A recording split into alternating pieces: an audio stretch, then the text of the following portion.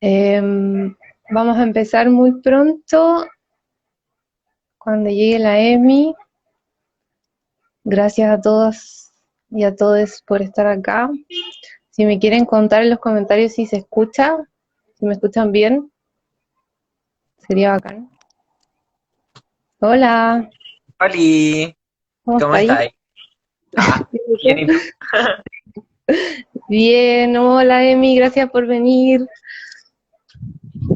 No, gracias a ustedes por invitarme y gracias por organizar estos debates. Es súper importante que en todos los espacios posibles estemos discutiendo sobre el proceso constituyente, así que yo feliz. ¿Eh?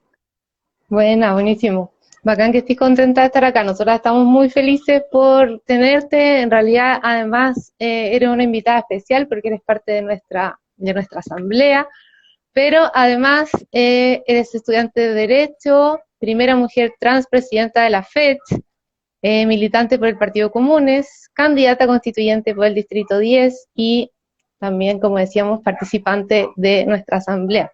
Pero me gustaría que te presentaras tú también un poquito, a lo mejor esas cosas son como muy, no sé, muy formales y a lo mejor presentarte un poquito, hablar de ti, algo menos formal. Sí, igual me encanta la presentación. Como decías tú, bueno, sí, yo vivo acá en la comuna, soy vecina de Providencia, me llamo Emilia Schneider, tengo 24 años. Soy estudiante de Derecho de la Universidad de Chile, ya a puertas de salir, así que ojalá salir prontito.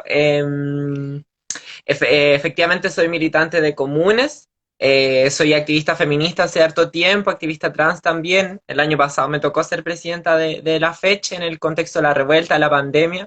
Soy Escorpio. Pero muy cúspide con Libra, entonces tengo de las dos cosas. Y voy a candidata constituyente por la lista Pro Dignidad por este distrito. Y nada, eso. Sí, eso yo creo que es mi presentación. ¿Qué más puede ser? No, sí, eso.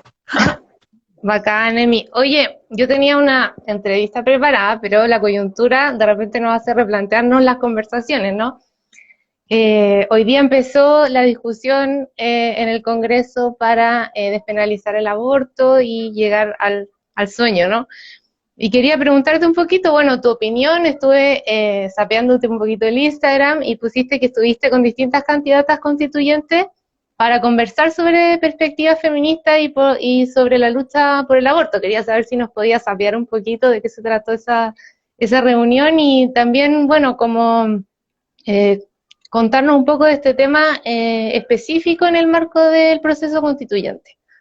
Sí, justamente nos reunimos con distintas candidatas a constituyentes, feministas todas, algunas de mismos distritos, pero con el horizonte de que ojalá pudiéramos articular más allá de la competencia electoral y de todo esto que viene, programáticamente, de alguna manera, cómo aportar desde el proceso constituyente a el sueño, como decías tú, que tengamos un aborto libre, legal, seguro y gratuito. Y es que yo creo que en el proceso constituyente se juega mucho en relación al aborto. Primero, porque hoy día estamos hablando de despenalización y no de legalización y garantía, porque justamente las diputadas que presentaron este proyecto en conjunto con organizaciones sociales, digamos, no tienen las atribuciones para presentar un proyecto de legalización que implique garantías, que implique recursos, porque ello necesitaría el patrocinio del gobierno. Y como ya sabemos, tenemos un gobierno que no ha tenido la voluntad de avanzar hacia el aborto libre, al contrario, ya el oficialismo, todas hoy día se pronunciaron en contra del aborto, poniendo ahí reparo.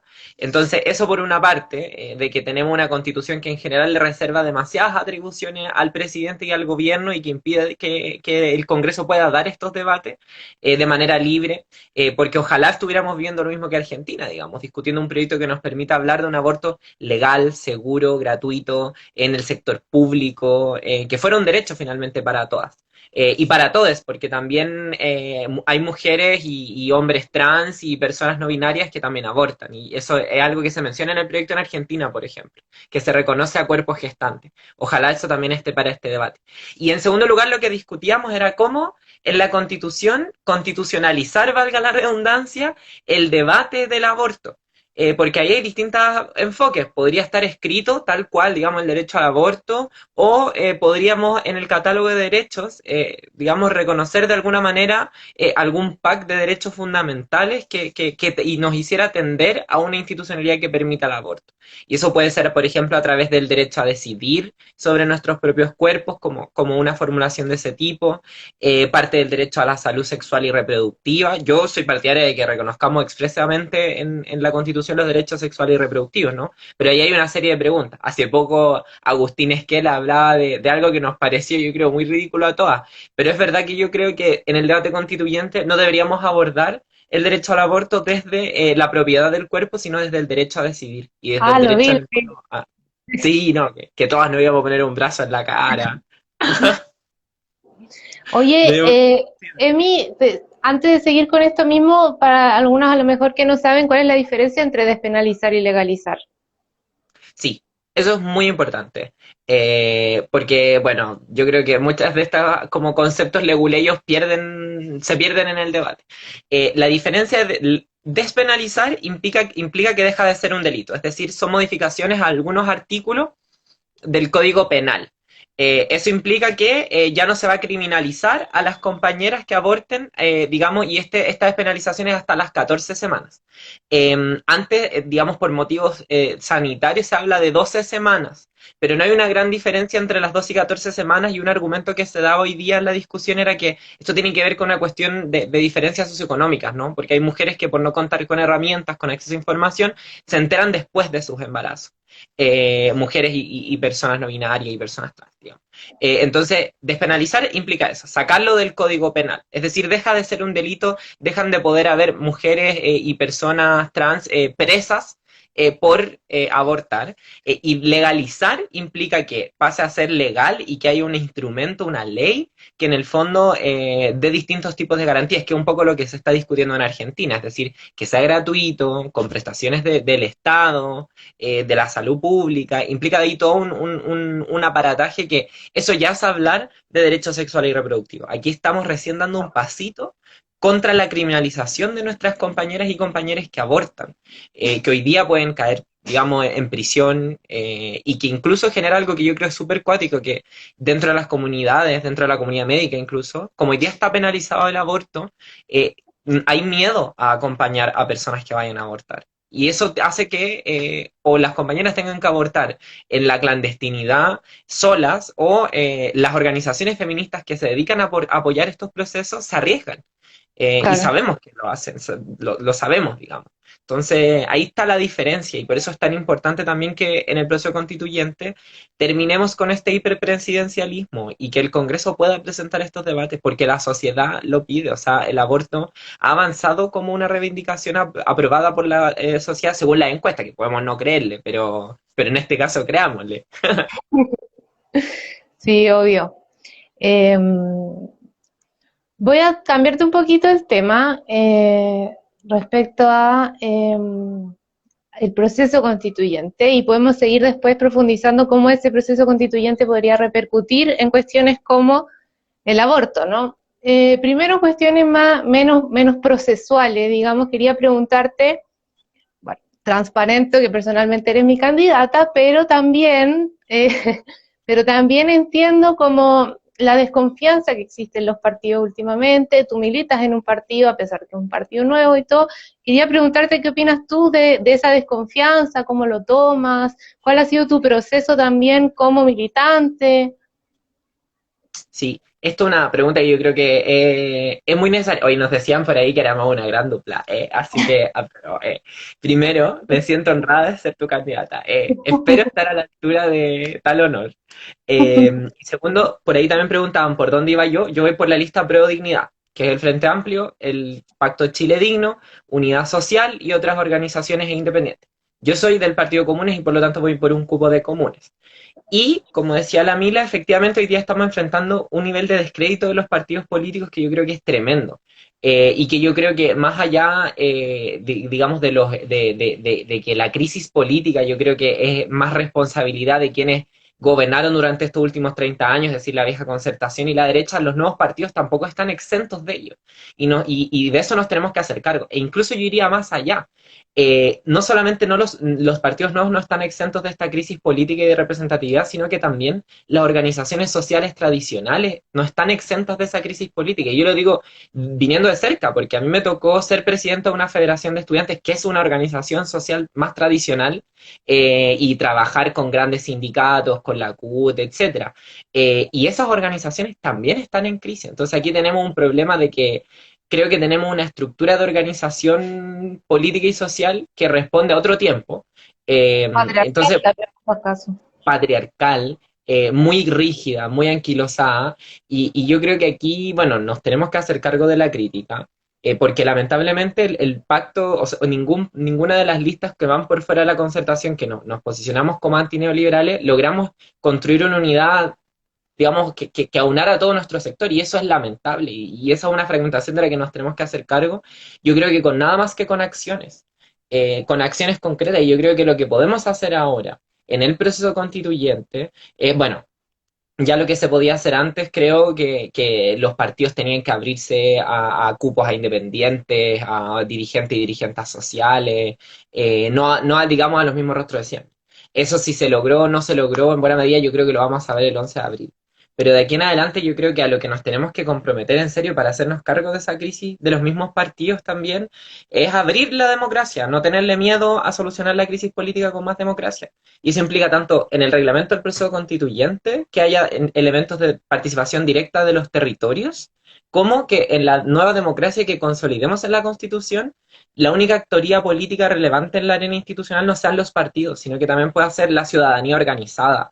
Y eso a través de, digamos, mecanismos de democracia participativa directa, paritaria, por supuesto, que, bueno, además de poner paridad en los cargos públicos, etcétera, no sé, que incorpore elementos como las consultas y los plebiscitos, como la iniciativa popular de ley, como los referéndum revocatorios y derogatorios, etcétera. Y bueno, y también regular lo que son los partidos políticos. Yo creo que también hay mucha de la corrupción que ha molestado a la ciudadanía, poco control de las decisiones de las y los representantes. Entonces ahí hay harto que regular. Y ya en lo político, bueno, yo creo que los partidos también nos tenemos que pegar las currías respecto, he dicho muy coloquial, con los desafíos que se plantean hoy día en la ciudadanía y desde los movimientos sociales y ponernos a disposición de construir eso también. Hoy día tenemos un tremendo desafío de reconstruir como las mismas organizaciones sociales que están en crisis, y los partidos, en vez de parapetarnos en nuestra identidad, tenemos que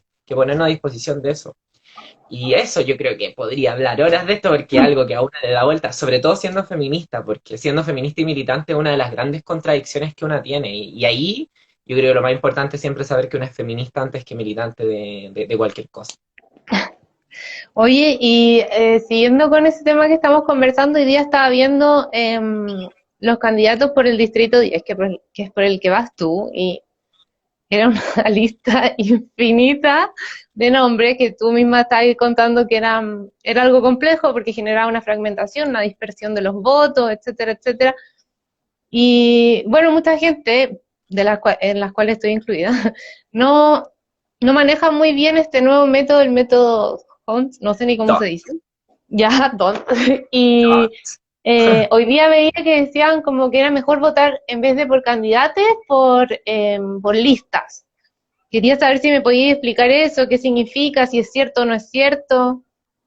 Sí, que el sistema DONT es un sistema proporcional. No es que se pueda votar por listas, sino que en el fondo las listas agrupan votos y las listas más votadas se les asignan más escaños, y a su vez, dentro de las listas más votadas, las candidaturas más votadas o los pactos más votados meten escaños. Entonces, no sé, pues tenemos una lista que se le asignan 2 escaños, y tenemos ya, un hombre y una mujer son los más votados, no hay problema. En caso de que, por ejemplo, uno de esos pactos, que son los partidos o duplas que se arman, doble al resto, método DONT, preguntan por ahí, ¿es DH o NT? Al caso que alguno de los pactos doble la cantidad de votos de la lista total, mete sus 2 candidaturas.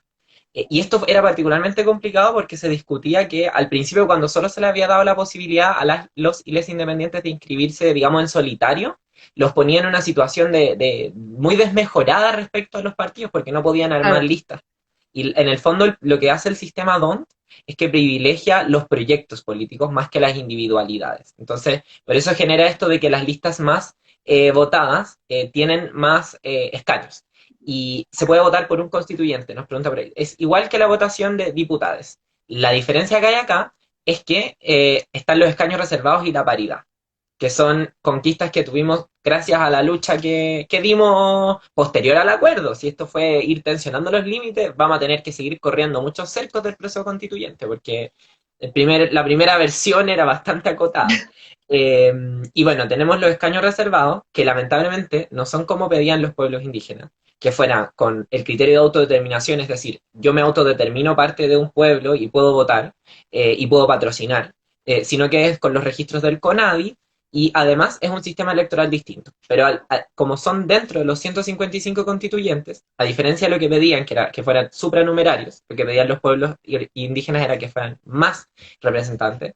A nuestro distrito, por ejemplo, que tiene 8 diputados, ahora vamos a tener 7 constituyentes, porque uno de esos escaños se repartió para los escaños reservados. Entonces Ujú. tenemos esa particularidad. Y ahí es otro sistema de votación y es una votación en la que solo pueden participar las personas que están en los registros del CONAI. Y además tenemos la paridad. Es un sistema enredadísimo, dicen, pero no, sí. O sea, no, niña, que llevo pero capacitando a meses Yo te hago así, pero en verdad estoy adentro como tratando de como ese sacar. meme de la vida que Sí, está como el no, pero meme. sí, no. A mí la primera vez que me lo explicaron fue así. Bueno, y la paridad funciona como una paridad que corrige el resultado final. Es decir, en ningún distrito, en los distritos pares tienen que haber 50 y 50, y en los distritos impares como el nuestro, no puede haber mayor, no puede haber, o sea, la proporción entre los géneros tiene que ser 4 y 3, independiente Claro. de cuál es el género sobre representado. Entonces, por ejemplo, si después del resultado final hay 5 hombres, se corrige ahí y entra la mujer más votada de la lista más votada, en el fondo. Y ahí opera la corrección y en el fondo ahí está el resultado final. Es un enredo tremendo, va a ser muy difícil cacharlo, y sobre todo para el distrito 10 que la papeleta va a ser una sábana, nos vamos a Sí, una poder sábana. como, hacer una falda y un conjunto, no sé, como eso.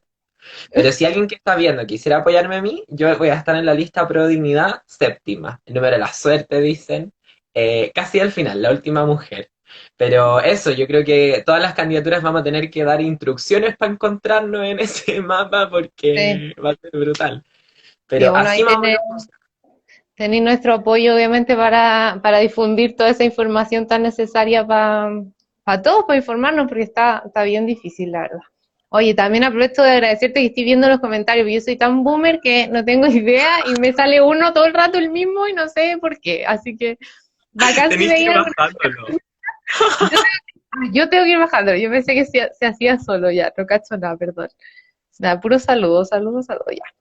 Em, Oye, me interesa pasar al tema de la constitución feminista, que es principalmente por, bueno, aparte del cariño y lo capaz que sabemos que eres, también es uno de los temas principales por los que nos interesaba que estuvieras ahí acá, ¿cachai? Nosotras sabemos que tú escribiste un libro en conjunto con otras grandes mujeres que se llama Por una constitución feminista y quería que me contaras ahí un poco, no solo como el contenido del libro, sino que el proceso de escritura, todo lo que implicó la aparición de este libro y que implicó para ti también, su impacto, etcétera, etcétera.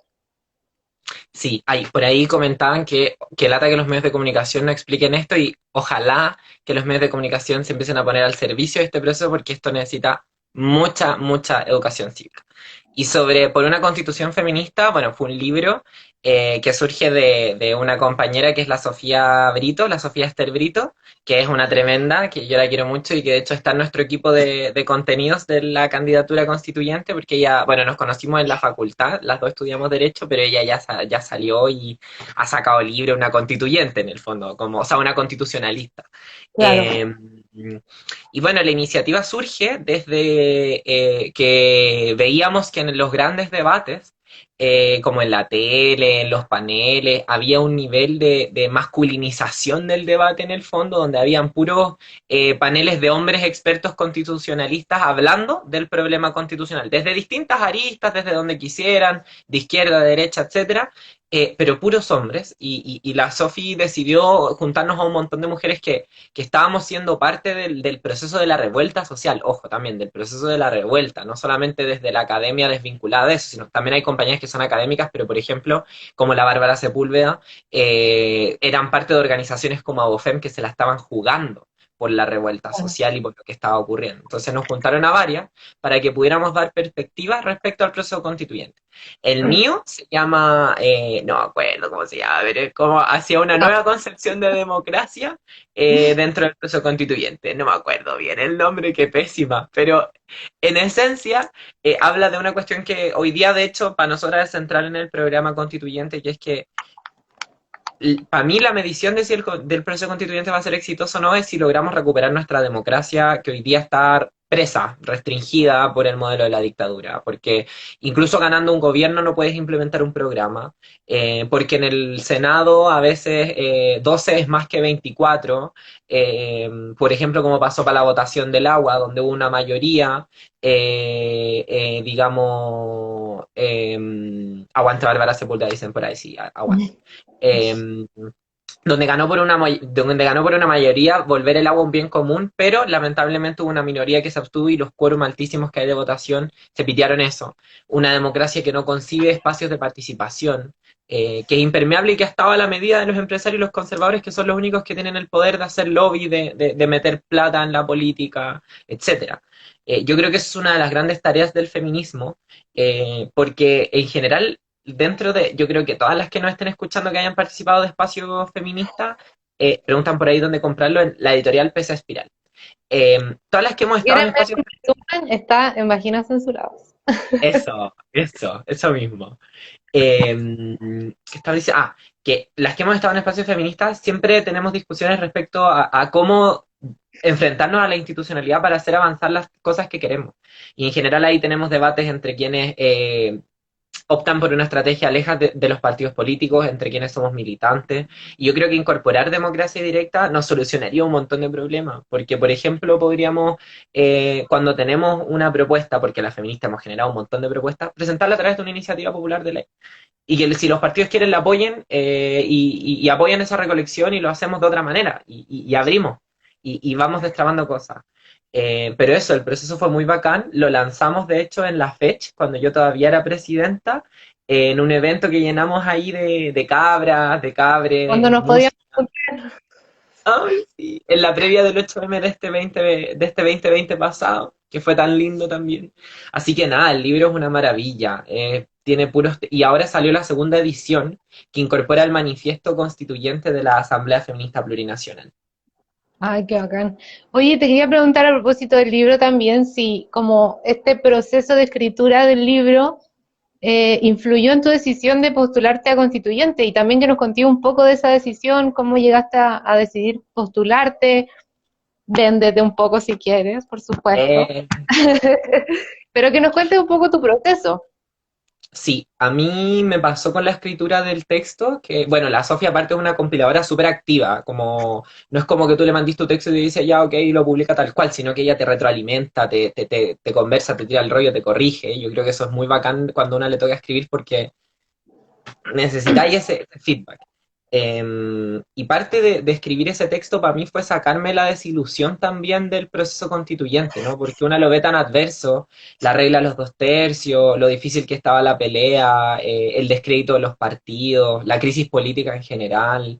Eh, Todo eso a mí me tenía llena de sazón. Yo creo que luego después cómo la ciudadanía se apropió del proceso, cómo se desbordó todo el 25 de octubre, una hora tiene otra perspectiva, pero en ese momento, comprenderán marzo 2020 y el verano 2020 una tenía dudas.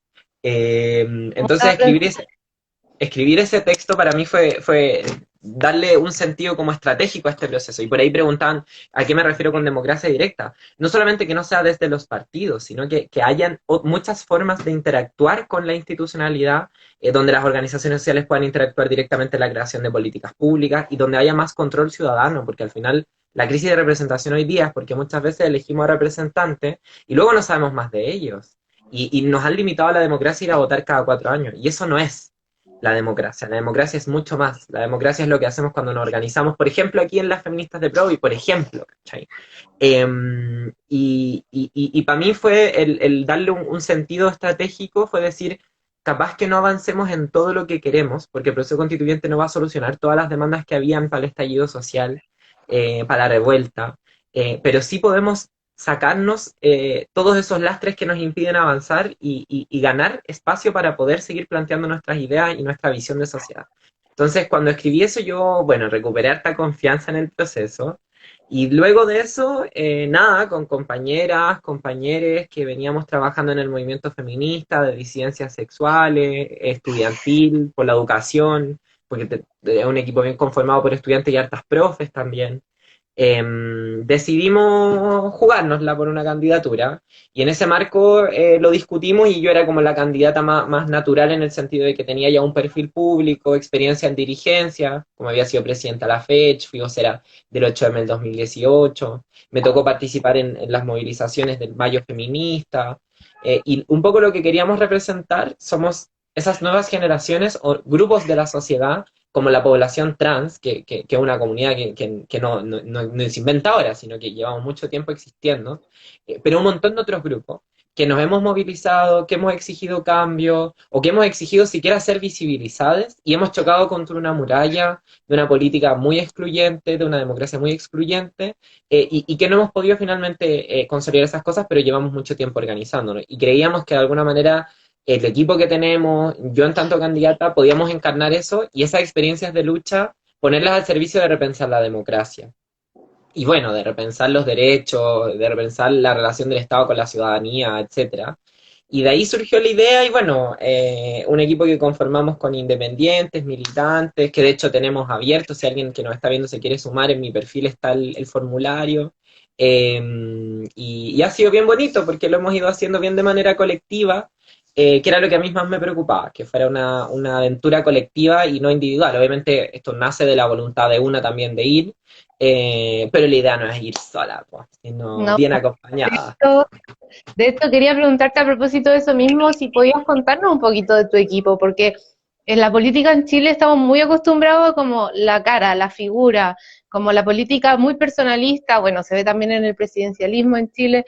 Entonces, bueno, también que nos cuentes un poco cómo evalúas tú desde el feminismo esa situación y también contarnos un poco de tu equipo, quiénes lo conforman o qué nos puedes, no sé si en personas en particular, pero cuál es como su rollo en el fondo. Sí. Nada, somos un equipo, yo creo, compuesto principalmente por mujeres y población LGBTIQ+. Es evidente porque es el sello de nuestra candidatura de alguna manera. Nuestra jefa de campaña es la Rosario Olivares, que es una académica feminista, es de la Redofem, compañera muy querida con quien hemos trabajado mucho tiempo.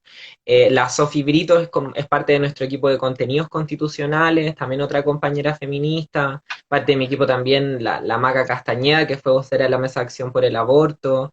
Tenemos distintos dirigentes y dirigentes estudiantiles que participan en tanto individuales, por supuesto, no se roban la representación de su espacio para la candidatura, pero que en el fondo hemos ido así ampliando el espacio y eso fue un poco lo que relato, es lo que partimos. Ahora hemos sumado N gente que ha visto la campaña y que se ha sentido representada por ella. Y yo estoy muy de acuerdo con que visibilicemos los equipos. De hecho, nosotros cuando hacemos las inducciones para nuevas voluntarias, que nos gusta presentar a todo el equipo, no solamente a mí, sino como a todas las equipas, el P, que es nuestro encargado de comunicaciones, que no es tan conocido, pero lleva mucho tiempo trabajando tras bambalinas Hay en el mucha gente movimiento así, ¿no? social. ¿Cómo? Sí, Mucha gente así, mucha que está trabajando hace siglos y que en realidad no son conocidos, pero que han renunciado a su tiempo, sus momentos de ocio, incluso a generar una carrera personal en pos de un proyecto común. Pues por eso también te sí. preguntaba. y que para las dirigencias es fundamental. Cuando a una le toca asumir el rol de dirigente, claro, una es la que da la cara y eso tiene muchos costos, pero detrás hay mucha gente que te sostiene, si no es imposible. Y en ese sentido lo que decías tú, o sea, una cuestión que nosotros hemos pensado harto es terminar con, por ejemplo, el presidencialismo que nos ha llevado a tender a un caudillismo tremendo. O sea, aquí hay que construir otro sistema de contrapesos entre el Congreso, el presidente, democratizar esas atribuciones y sobre todo avanzar en el reconocimiento de la ciudadanía, de la sociedad organizada como un sujeto político que pueda incidir en la institucionalidad. Yo creo que ahí vamos a recuperar esta idea de lo colectivo para hacer política y yo creo que también es parte de lo que termina siendo esta crisis política que estamos viviendo.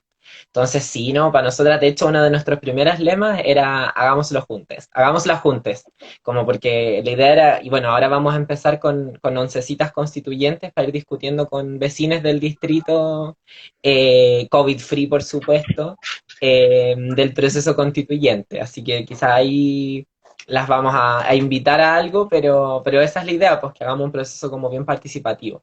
Y que eso también son los principios que queremos llevar al reglamento de la CC, que es como la primera gran pelea que vamos a tener. Eso te quería preguntar, vamos a poner la hipótesis de que salgas elegida como constituyente y quería saber cómo, bueno, un poco ya nos estabas contando, pero más específico, o tal vez otros tipos de mecanismos que existan para mecanismos más concretos, ¿no? Siempre estar en conexión con la ciudadanía, bla, bla, pero eso siempre lo escuchamos, como qué mecanismos más concretos hay para que realmente como la voz de todos sea representada efectivamente durante el proceso, porque creo yo que una puede ir con muchas ideas, pero sabemos que con los 2/3 y como, bueno, también con la dispersión de votos, también es muy posible que haya como un grupito muy, muy duro ahí con el que va a haber que negociar. Entonces, como, ¿qué tipo de mecanismos han pensado ustedes para poder subsanar un poquito esto? Sí, respecto a la participación y el reglamento, le hemos dado hartas vueltas a eso, y de a poquito yo creo, no solo en nuestra candidatura, sino en otras empiezan a salir ideas. Nosotros hemos establecido como 3 principios.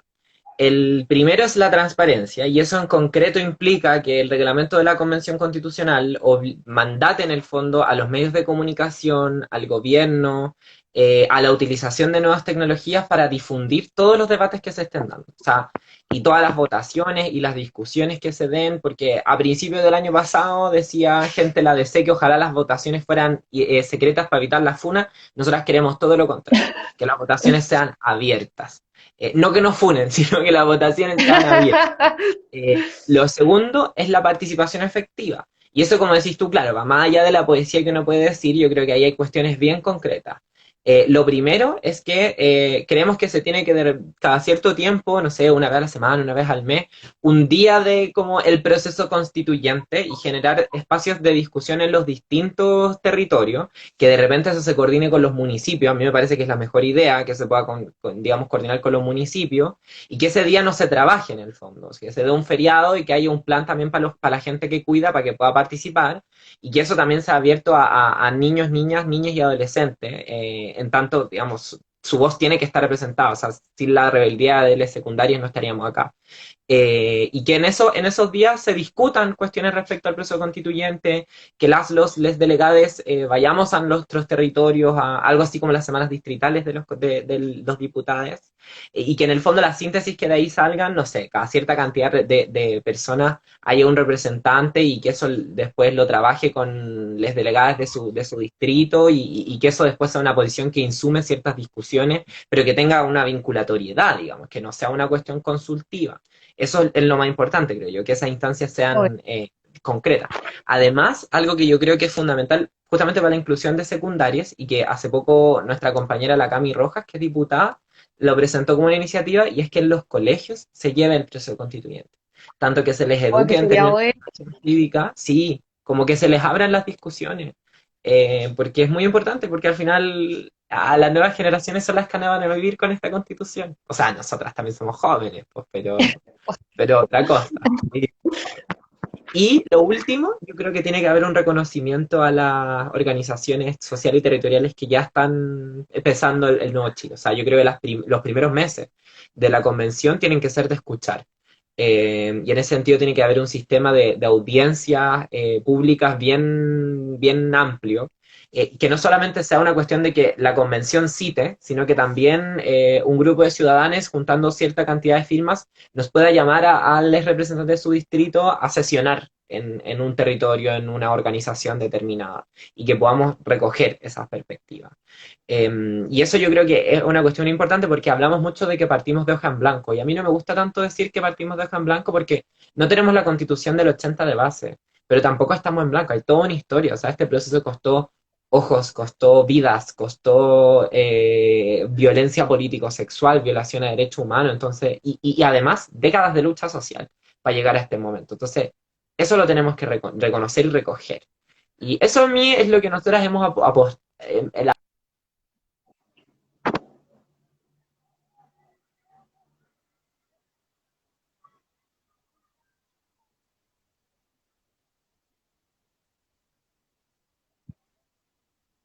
Se me quedó pegado.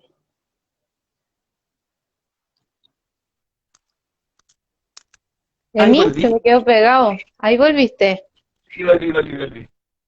Me pasaron el dato que si uno saca el maldito patriarcal BTR y pone los datos del teléfono funciona mejor. No sé si me escuchas, pero si puedes hacer eso a lo mejor vas a tener mejor conexión.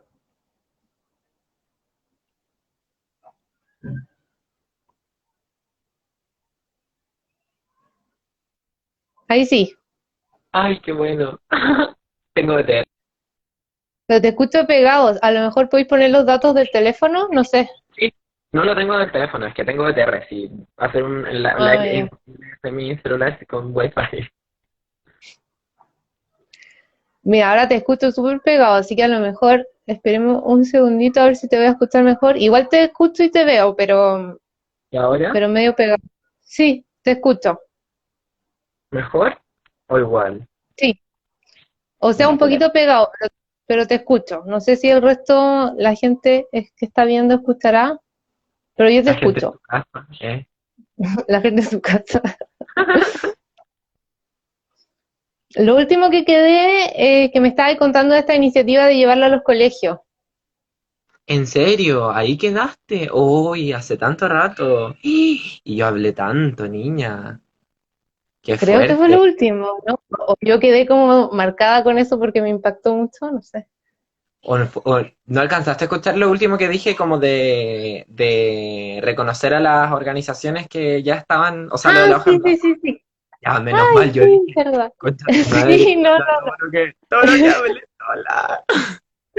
no, no, perdón. De hecho, te quería comentar a propósito de eso, que también lo comentaron, que sobre los tratados internacionales, porque ahora con la cuestión del TPP-11, también se ve vulnerada nuestra capacidad como de autonomía y la hoja en blanco también se da a las pailas por ese lado, ¿cachai? Y ahí hay una discusión tremenda, porque hay gente que dice que efectivamente no restringe la democracia, que no restringe la soberanía, y ahí a mí me pasan varias cosas. Yo creo que efectivamente todos los tratados internacionales de alguna manera es ceder algo de soberanía por una decisión que se toma por un bien mayor. Y por ejemplo, yo puse algo en Twitter hace poco y decía que yo encontraba que era una restricción de la democracia del TPP, y alguien decía por ahí que bueno, y entonces ¿cómo defendíamos Escazú? Es que yo creo que si vamos a ceder nuestra soberanía por salvar al planeta de la crisis medioambiental, démosle, pues, sometámonos a tribunales internacionales, sometámonos a acuerdos internacionales. Pero si va a ser Claro, para Belén do beneficiar, Pará o... si va a ser ¿Cuál para son las que beneficiar a la, sí, la Belém do Pará, ¿no? Y el Pacto de Derechos Civiles y Políticos, Derecho Social, Económico, Cultural, etcétera, Convención de Derechos Humanos, etcétera. Pero si va a ser perder nuestra soberanía para, digamos, el bien de las transnacionales, no, pues, a mí no me parece. Yo no estoy a favor del TPP, pero creo principalmente que el problema es estar discutiendo esto ahora. Demos esta discusión después del proceso constituyente. Por dos motivos, porque primero nos cambia las cosas las reglas, respecto... ¿Cómo? las reglas del juego nos cambia un Nos poco. cambia las reglas del juego y además yo creo que en el marco del proceso constituyente tenemos que también repensar el modelo de desarrollo chileno. Y el TPP también es una cuestión que tiene relación con las actividades económicas de un país. Y yo creo que en este proceso tenemos que tender a todo lo contrario, a democratizar las decisiones económicas, la institución económica, el Banco Central, el régimen de propiedad, etcétera, la estructura tributaria, etcétera. Todas esas cosas tenemos que democratizarlas y dejar de que sean como decisiones técnicas y que pasen a ser decisiones que tomemos la mayoría, porque no son solo técnicas, son decisiones políticas también. Entonces yo creo que la discusión del TPP tiene que ser después. Después, cuando ya tengamos más claro el modelo de desarrollo que queremos optar, sí, pues y por eso lo apuraron, porque aquí están vueltas monas que quieren que firme la cuestión. Y no, yo creo que esta discusión hay que darla después. Mi posición es no al TPP, hay quienes dirán que sí, hay quienes dirán que no, pero eso lo tenemos que ver después. Sobre todo también con otra constitución en la que yo creo que tenemos que hacer una distinción respecto a los tratados internacionales. Para mí, los tratados internacionales de derechos humanos tienen que tener un rango constitucional, pero los tratados internacionales de libre comercio no, po. Tienen que ser leyes Claro. porque no es lo mismo. Ah, no es lo mismo. Y eso es una cuestión súper controvertida en el derecho. Oye, Emi, te voy a llevar para otro lado porque no nos queda tanto tiempo y necesito hacerte la pregunta del millón. ¿Qué es una constitución feminista? ¿Qué es una constitución feminista? Es tremenda pregunta. Eh, yo creo que estas preguntas se responden cuando vemos los horizontes y las demandas que ha puesto el movimiento feminista en el debate en el último tiempo. Y eso cuando uno lo dice, o sea, digamos, cuando uno la dice, la gente se imagina un montón de cosas. Y es porque yo creo que el movimiento feminista en Chile en particular y en el mundo es uno de los movimientos sociales que más claro tiene cuál es un modelo alternativo de sociedad, ¿no? Claro. Más que cualquier otro. Yo creo que hoy día estamos viviendo, sobre todo en los sectores de la izquierda, los sectores antineoliberales, una crisis de falta de proyectos de sociedad alternativa. Sabemos que queremos terminar con el neoliberalismo, pero ¿qué viene después? Es la pregunta. Yo creo que el feminismo la ha respondido de a poco y súper claramente. Lo primero es que esto no implica una que otra cosa, como yo creo que los sectores más tradicionales nos quieren decir, sino que es enfrentar feministamente, y en mi caso desde las disidencias sexuales, desde la hoja cero hasta la última de la Constitución. Eh, y ahí yo creo que pasa por un modelo de Estado, terminar con un Estado subsidiario que solo interviene donde no están los privados, y pasar a tener un Estado social que reconozca los cuidados y que los ponga en el centro, un Estado que cuide. Y eso implica socializar los cuidados, un sistema plurinacional de cuidados, y eso pasa por garantizar derechos sociales, garantizar seguridad social, porque en el fondo toda esa falta de derechos, cuando no hay quien cuida a las personas enfermas, cuando los liceos no dan abasto porque hay más de 100 cabros y cabras en la sala, cuando no hay pensiones dignas, quienes parchan todo eso son mamás enseñándole a sus hijas a las tareas, digamos, ayudándoles con las tareas del colegio, son esposas, hijas, hermanas cuidando a personas enfermas, etcétera. Y todo eso se parcha con trabajo en pago de mujeres. Entonces, reconocer eso, el trabajo de, tanto reconocer el trabajo de cuidados como trabajo, tanto como reconstruir los servicios públicos y los derechos sociales, creo yo es algo muy propio del feminismo. Asimismo, yo creo que hay muchos ejemplos de mujeres que se la han jugado, por ahí dice una salud comunitaria y cooperativa, protección social, derecho a huelga, por supuesto. Me encantan las enfermeras feministas, yo las sigo en Twitter, me encantan, porque otras son muy palabreras y a mí me toma eso. Eh, Además, hay muchas feministas que se la han jugado, por ejemplo, por la sustentabilidad, por, digamos, los conflictos socioambientales que han muerto, incluso Macarena Valdés. Entonces, ahí, por ejemplo, un modelo de desarrollo sustentable en términos sociales y medioambientales. Ahí hay otra respuesta de lo que el feminismo viene pensando. Derechos laborales para todo tipo de trabajo. Y ahí, en general, yo creo que lo que conviene mirar es, por ejemplo, el programa de la huelga del 2019. Ese programa era muy rico y muy potente y no le Claro. pertenece a ninguna organización del movimiento feminista, sino que es parte de nuestro intelectual colectivo. Y eso es Ay, hay besitas para el Vicente, niña. ¿Qué iba a decir? Y eso, yo creo que, bueno, y además lo que es una cuestión que venimos luchando hace mucho tiempo, que es cómo combatir la violencia y la discriminación. ¿no? Y eso implica tanto un mandato explícito a que se nos garantice una vida libre de violencia y discriminación, pero con dientes, no algo que quede escrito nomás, esto que tenga un mandato a establecer una institucionalidad del Estado que vele sobre todo por la prevención, no solamente por la sanción, sino que lleguemos a tiempo para evitar esos femicidios. Garantizar el derecho a la identidad, que por ningún motivo de identidad de género, orientación sexual, expresión de género, etcétera, ninguna otra condición arbitraria, se nos pueda restringir el derecho al acceso al trabajo, a los servicios sociales. Y ahí tocan la educación. Y yo creo que ahí hay algo muy importante, porque cuando hablamos de educación, en general en la educación de mercado, se entiende la educación como un bien individual, ¿no? Voy a conectar mi teléfono. Se entiende la educación como que yo voy a la U para tener un título y ascender socialmente. Pero cuando hablamos de proyectos de educativo, del para qué educar, estamos pensando en la educación como un bien social. Y si miramos, por ejemplo, la Constitución de México, establece principios para lo que es la educación, sobre todo en el caso de que queremos que sea un derecho social. Entonces, claro, tiene que garantizarse a través de lo público. Pero ¿qué educación pública? Pongámosle principios. Una educación que eduque en la no violencia, en la no discriminación, en valores democráticos, en el valor de la diversidad, con perspectiva de género, con perspectiva socioambiental, con una perspectiva de sexualidad integral, etcétera. Entonces, cuando le agregamos esos principios, son mandatos también a cómo vamos a repensar la educación para el país. Y yo creo que la educación es la mejor manera de construir a futuro una sociedad libre de violencia. Pero como verán, para volver a la pregunta inicial, porque me puse a enumerar muchas cosas, una constitución feminista es una pluralidad de cosas y es algo que sobre todo vamos a tener que enfrentar con mucha claridad de que no son algunos temas, sino desde que le tenemos que dar una lectura feminista a todo el proceso constituyente. Como yo, con eso es lo principal que me quedo y esto. Oye, y quería saber también cómo encaras tú este proceso desde tu activismo LGBTIQ+, y qué implica en tu candidatura ese tipo de activismo.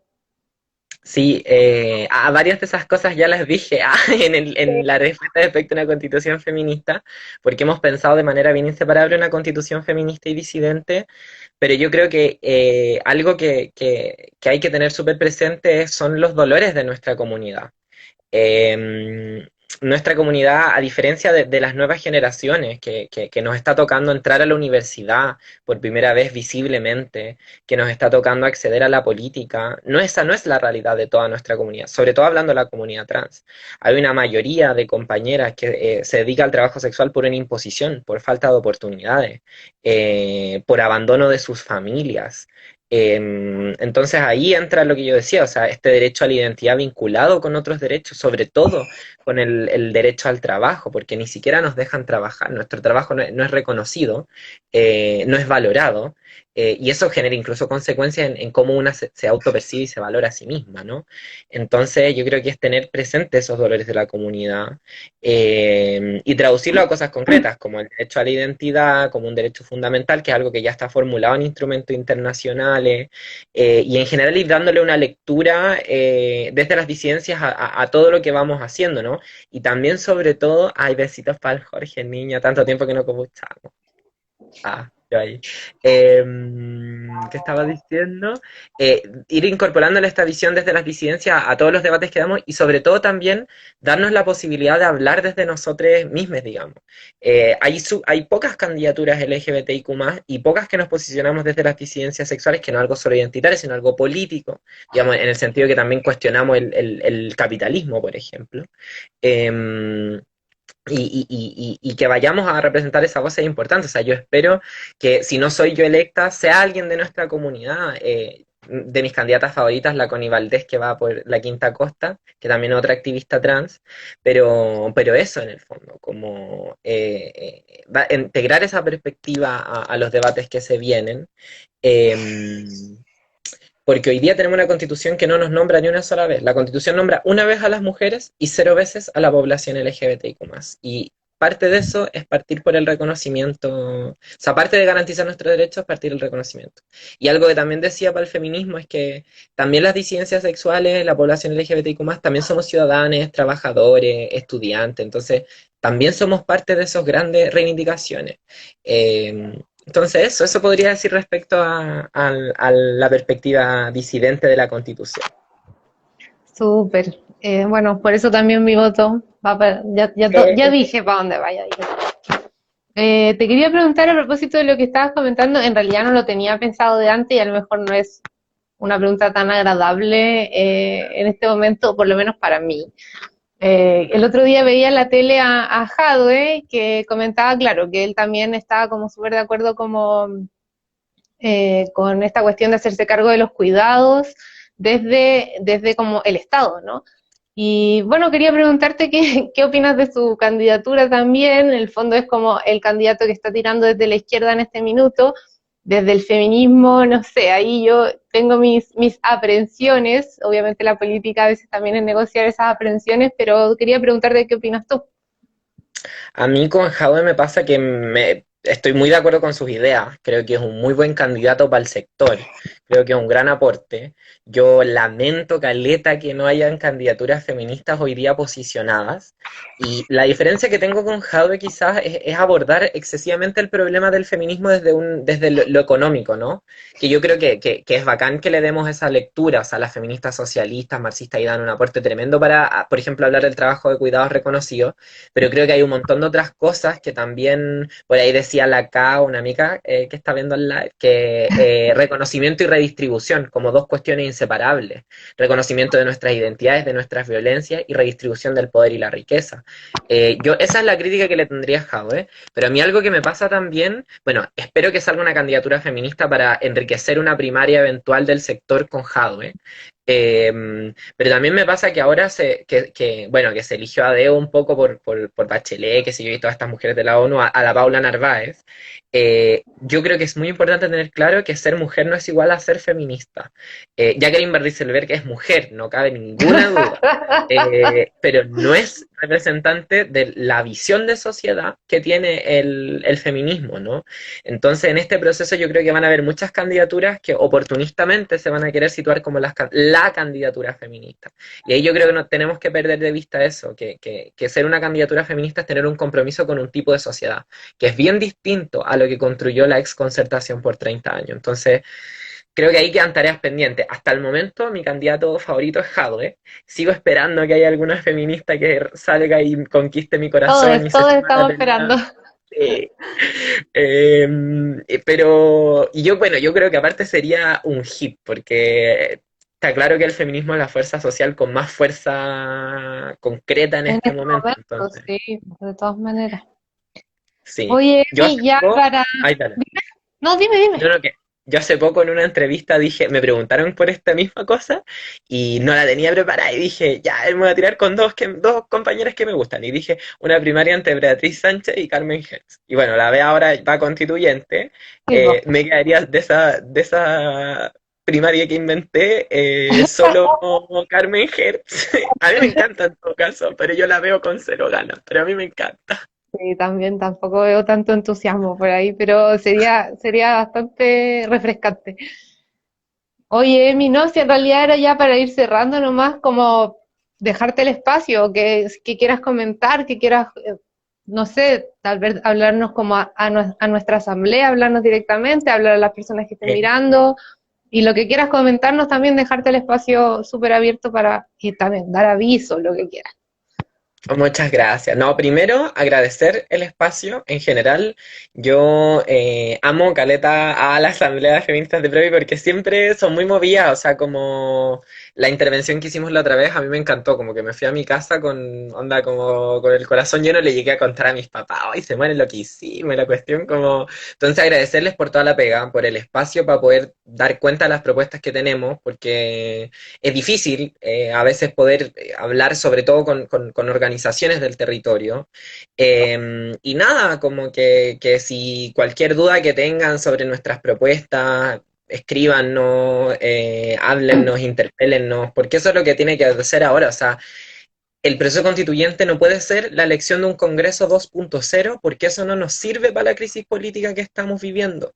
Este tiene que ser un proceso poroso, participativo, desbordado, distinto a lo que hemos visto y tenemos que ser muchos más constituyentes que 155. Entonces, eso y nada, agradecer el espacio y contarles que desde hoy día a las 22 horas vamos a lanzar un podcast justamente que no es relativo de la campaña, pero obviamente que tiene algún vínculo con la Rosario Olivares, académica feminista, profesora, la Sofía Brito, que es la autora del libro Por una Constitución Feminista, y yo, y vamos a estar a las 22 horas por el Facebook Live de Por una Constitución Feminista lanzando este podcast que después vamos a subir a Spotify y todo, pero vamos a hacerlo principalmente más que con la idea de promover la candidatura, de ir educando respecto al proceso constituyente. Entonces, ahí, bueno, hoy día tenemos a nuestra primera gran invitada, Lale Valle, periodista feminista, y vamos a hablar del rol de los medios de comunicación y la participación en el proceso constituyente. Algo que salió harto en las preguntas. Así que para que nos vayan escuchando, lo sigan en el Facebook y también en Spotify, porque queremos poner a disposición, digamos, los conocimientos que tenemos para que, ante la falta de educación cívica, ante la falta de compromiso de los medios del gobierno, pucha, que podamos aportar algo nosotras que hemos estado este tiempo como trabajando harto en el proceso. Así que eso, y un abrazo a todos quienes nos escucharon. Y a ti, por supuesto, Acá. Mila. Estupenda Gracias. conductora. Gracias. Primera vez estaba un poquito nerviosa, pero te agradezco mucho, me lo hiciste muy fácil también porque, bueno, tenéis mucho que decir también. Entonces, bacán escucharte. Te agradezco un montón estar acá y aprovecho de pasar también un avisito. Nosotras estábamos coordinando un recital que se llamaba Un Puente en el Aire con Isabel Parra y por las nuevas medidas se tuvo que suspender. Hasta nuevo aviso, sin embargo, hay harta necesidad en la toma Violeta Parra, era a beneficio de la toma Violeta Parra, entonces dejarlas a todas invitadas, a todos invitados a ayudar a la toma. Nosotros tenemos una cuenta que pueden encontrar en nuestro Instagram donde se pueden hacer aportes. Necesitan harta ayuda para reconstruir la toma después del incendio, así que eso, llamar a que por favor, si pueden desembolsar una luquita, siempre es bien recibida. Así que eso, gracias Emi, que estés bien. Aguante. Besitos, guachi. Chao, besitos a Chao. ti. Chao.